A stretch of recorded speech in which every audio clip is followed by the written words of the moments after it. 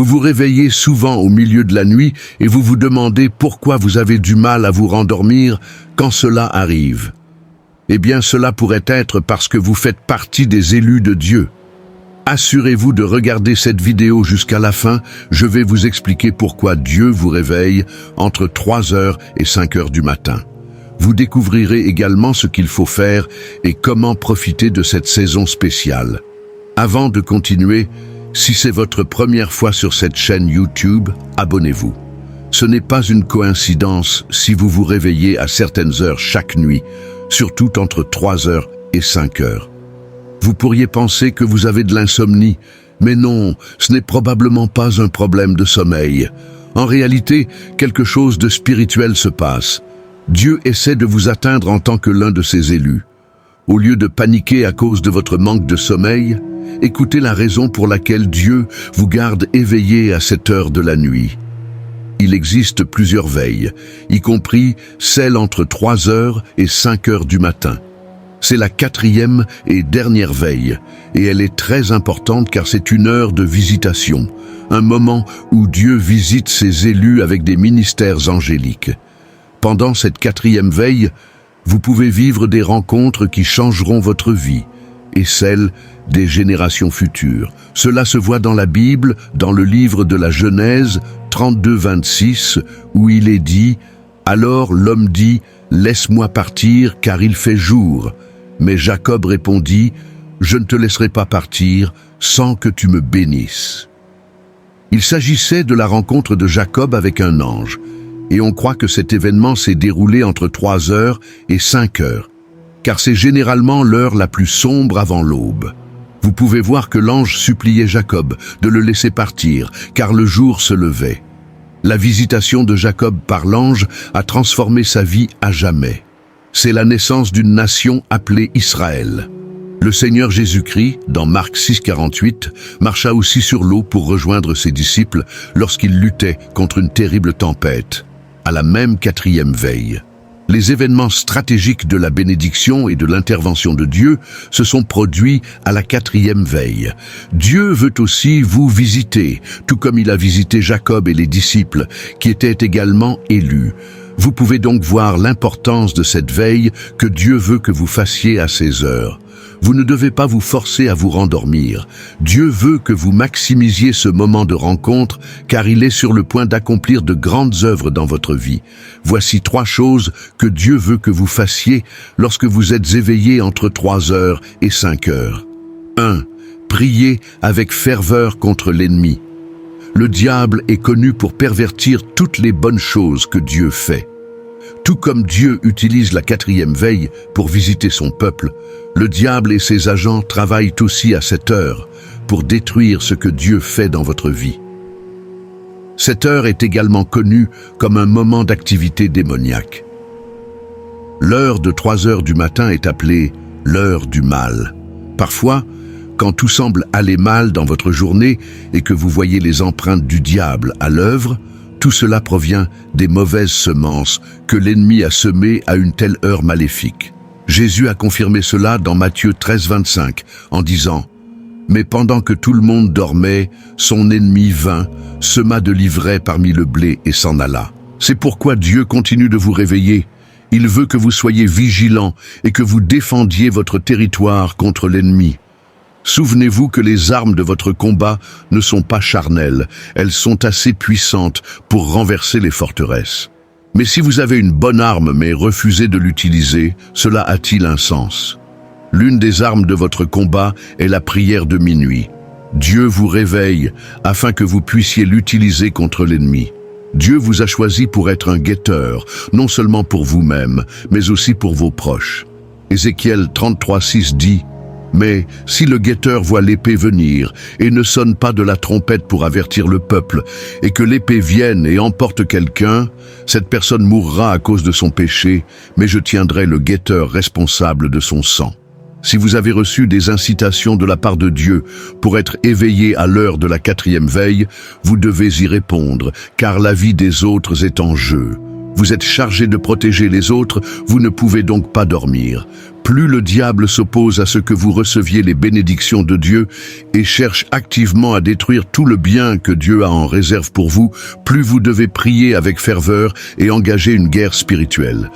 Vous devez être proactif dans votre résistance à toute tentative de vous détourner du but de Dieu pour votre vie. Il est aussi important de vous souvenir de vos rêves avant de vous réveiller. En effet, Dieu veut que vous priez avec un but, qu'il vous révèle ses desseins pour vous. Se souvenir de votre dernier rêve vous donnera une idée de ce dont vous devez parler à Dieu. Vous devez aussi développer l'habitude de la gratitude. Vous devez remercier Dieu pour un nouveau jour et pour ses promesses dans votre vie. Remerciez-le de vous avoir choisi comme sentinelle et de vous avoir donné autorité sur les œuvres du diable. Vous pouvez profiter de ce moment pour communier avec Dieu. Vous devez vous rappeler que vous êtes en veille. Cette heure de vigilance est un moment où votre homme spirituel est le plus actif, car votre atmosphère est calme et silencieuse, et Dieu aime parler à de tels moments. Cela ne signifie pas qu'il ne parle pas à d'autres moments. Dieu parle toujours. Mais lorsqu'il parle pendant les heures de veille, il délivre des instructions spécifiques. Job 33, 14, 15 dit « Car Dieu parle, parfois d'une manière, parfois d'une autre, mais nous n'y prêtons pas attention. Il parle dans des rêves, dans des visions de nuit, quand les hommes sont plongés dans un sommeil profond, lorsqu'ils sont endormis sur leur lit.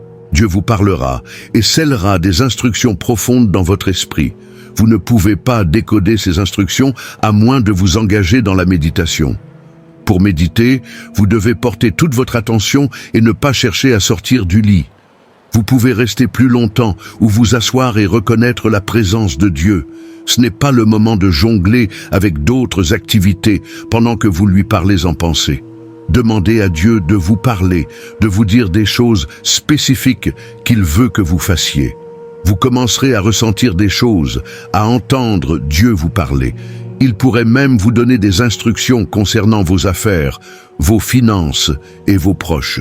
Il peut même vous informer d'événements futurs dans votre pays ou dans la communauté où vous vivez. En restant en silence, vous commencerez à comprendre ce qui se passe dans le domaine spirituel et à percevoir ce qui se passe autour de vous. Vous pourrez comprendre distinctement les instructions de sa voix, car votre esprit communie avec Dieu. Vous commencerez à obtenir des interprétations des rêves que vous avez eus précédemment et comment les aborder. Une autre chose que Dieu peut vous donner à cette heure est de nouvelles idées. Il vous donnera des solutions à des problèmes de longue date que vous avez essayé de résoudre. C'est ici que l'inspiration divine vient pour vos affaires. Ne laissez pas passer tout cela. Marc 1h35 témoigne que Jésus se levait tôt le matin, quand il faisait encore sombre. La Bible dit qu'il cherchait un endroit retiré pour prier. Jésus faisait cela pour se reconnecter avec Dieu et recevoir des instructions. Nouvelles idées sur ce qu'il devrait faire ce jour-là. Il était toujours occupé pendant la journée, mais il parlait à Dieu la nuit ou aux premières heures du matin. Il n'est pas surprenant qu'il n'ait jamais manqué d'idées ni de pouvoir tout au long de son temps sur terre. Si vous adoptez également cela, Dieu continuera à vous rafraîchir. L'heure de la 4e veille est également un moment pour l'éveil spirituel dans votre marche avec Dieu. En restant éveillé pour communier avec Dieu chaque jour, vous expérimenterez un ciel ouvert dans votre relation avec lui. Cependant, en méditant, vous devez documenter tout ce que Dieu dit, y compris vos pensées. Vous pouvez aussi lui poser des questions sur vos préoccupations et attendre patiemment sa réponse. Troisièmement, parlez de votre journée. Il y a du pouvoir dans votre langue. La Bible dit que la mort et la vie sont au pouvoir de la langue. Vous pouvez prononcer la vie sur vous-même et la mort sur des choses ou des personnes qui vous sont chères. Malheureusement, beaucoup de chrétiens n'utilisent pas leur pouvoir. Ils laissent ce pouvoir leur échapper et donnent au diable la chance de vous affliger. Vous ne devez pas laisser cela se produire. Utilisez donc le pouvoir de votre langue pour parler et remodeler votre journée. Le meilleur moment pour le faire est entre 3h et 5h du matin. Après avoir annulé les mauvaises semences que l'ennemi a semées pendant que vous dormiez, commencez à semer de nouvelles semences de bénédiction par vos paroles. Prononcez la parole de Dieu sur les activités de votre journée. Proclamez la victoire sur chaque enchantement et divination du diable par vos mots. Vous pouvez commander aux éléments de la terre de travailler pour votre bien. Dans le livre de Josué 10, 12-13, Josué parla au soleil et à la lune pour qu'ils restent immobiles pendant que les Israélites combattaient les Amoréens. Ces éléments obéirent. Le soleil resta immobile presque toute la journée et ne se coucha pas jusqu'à ce qu'ils aient défait leurs ennemis. Avez-vous déjà planifié de nombreuses tâches quotidiennes et soudainement la pluie a interrompu tout votre travail? Cela ne doit plus être votre expérience. La 4e heure est aussi un moment pour reconstruire les événements de votre journée. Vous pouvez arrêter la pluie comme je l'ai fait pendant 3 ans et 6 mois. Vos déclarations sont si puissantes parce que Dieu honore les mots que vous prononcez. Maintenant que vous comprenez votre place en tant que gardien et comment maximiser ce moment spécial avec Dieu, vous devez aussi savoir comment maintenir ce moment de rencontre. Vous devez vivre une vie qui honore Dieu. Vous magnifiez les activités de votre chair chaque fois que vous péchez et votre esprit perd sa puissance. Lorsque votre esprit est mort, il ne peut plus comprendre les promesses de Dieu. Vous devez vivre consciemment dans l'esprit et vous séparer de tout ce qui entrave votre relation avec Dieu. Une façon de renforcer votre esprit est de prier dans l'Esprit Saint. Dites-lui ce que Dieu dit à propos de vous. Comment pouvez-vous être sûr de ne pas vous rendormir lorsque Dieu vous incite à prier? C'est très simple. Ayez la détermination d'obéir à Dieu. Vous ne rejetterez pas ses incitations et ne succomberez pas au sommeil. Si vous respectez Dieu, vous serez peut-être fatigué après le travail, mais votre respect pour lui vous fera vous lever lorsqu'il aura besoin de vous rappeler. Vous êtes le collaborateur de Dieu. Il s'associe avec vous pour accomplir sa volonté sur terre. Mais lorsque vous ne lui répondez pas, il se sent triste, car votre négligence à ce moment-là peut avoir de graves conséquences. Vous devez être intentionnel dans la création de temps pour Dieu le matin. Vous ne pouvez pas pleinement connaître la voix de Dieu tant que vous ne passez pas du temps avec lui régulièrement. Vous devez vraiment désirer une relation avec Dieu. La plupart du temps, lorsqu'il vous pousse à rester éveillé, ne lui demandez pas toujours ce dont vous avez besoin. Cherchez à le connaître personnellement et ouvrez-lui votre cœur pour que votre esprit puisse communiquer avec lui. Alors, la prochaine fois que Dieu vous réveille, ne vous rendormez pas. Prions. Père, je viens devant toi aujourd'hui et je te remercie pour prendre soin de moi comme tu le fais. Je ne suis pas suffisant sans toi. Tu es mon aide et celui qui me soutient. Merci pour les paroles que j'ai reçues aujourd'hui. Merci pour avoir révélé ta volonté pour ma vie. Je suis reconnaissant pour la manière dont tu m'as porté dans tes bras jusqu'à maintenant. Je suis humble devant ta bonté envers moi. Elle a été accablante et je t'adorerai toujours. Seigneur, je te demande de sonder mon cœur et de voir s'il y a quelque chose que je fais qui ne te plaît pas et aie pitié de moi. Je me repens de tout ce que tu n'aimes pas et je reçois ta force par l'Esprit Saint pour toujours vivre selon tes préceptes et accomplir tes plans pour moi.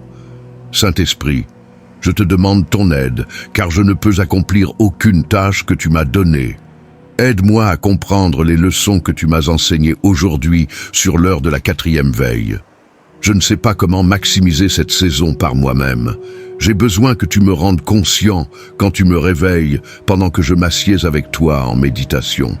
Donne-moi la grâce d'être sensible à tes instructions pour moi. Ô Seigneur, je te demande de me fortifier afin que je ne me rendorme pas pendant que tu communiques avec moi. Jésus, je te rends ma vie. Aide-moi à éviter tout ce qui éloigne ta présence de moi.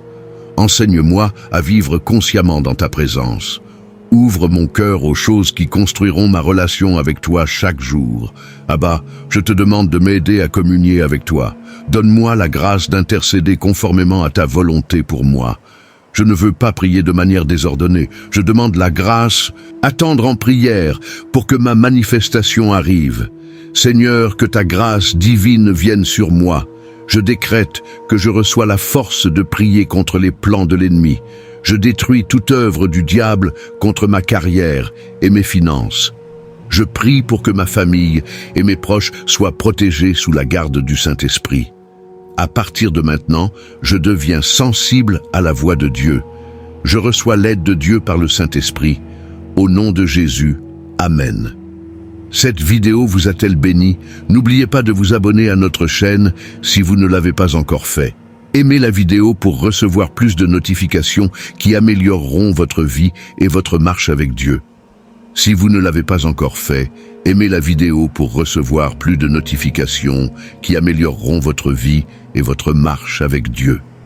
Mes chers amis, nous avons atteint la fin de ce message enrichissant. J'espère qu'il a été révélateur pour vous. Avant de nous séparer, je vous demande de bien vouloir partager cette vidéo si vous croyez qu'elle peut toucher et aider d'autres membres de notre grande famille chrétienne qui sont encore dans l'ignorance. Allez en paix, car le Seigneur est avec vous.